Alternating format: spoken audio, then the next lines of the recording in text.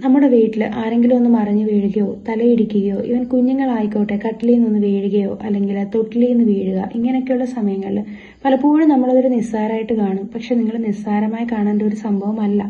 നിങ്ങൾ കുറച്ച് കാര്യങ്ങൾ നിങ്ങൾ ശ്രദ്ധിക്കണം. ഒന്നാമത്, വീണതിന് ശേഷം എന്തെങ്കിലും ബോധക്ഷയം ഉണ്ടായോ എന്നുള്ളത് നോക്കുക.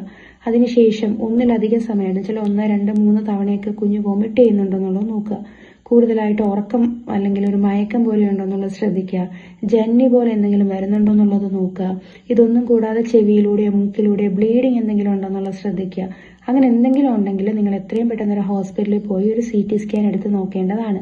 ഇൻ കേസ് ഈ ബുദ്ധിമുട്ടൊന്നും ഇല്ല എന്നുണ്ടെങ്കിൽ നിങ്ങൾക്ക് ഒബ്സർവ് ചെയ്യാവുന്നതാണ്. 24 അവർ നിങ്ങൾ ശ്രദ്ധിക്കണം ഇങ്ങനെയുള്ള എന്തെങ്കിലും ബുദ്ധിമുട്ട് കുഞ്ഞുങ്ങളിൽ കാണിക്കുന്നു എന്നുള്ളത്. നമ്മൾ പലപ്പോഴും നിസ്സാരമായി കളയുന്ന കാര്യങ്ങളാണ് ജീവിതത്തിൽ നമുക്ക് വലിയ ദുഃഖത്തിന് കാരണമാവും.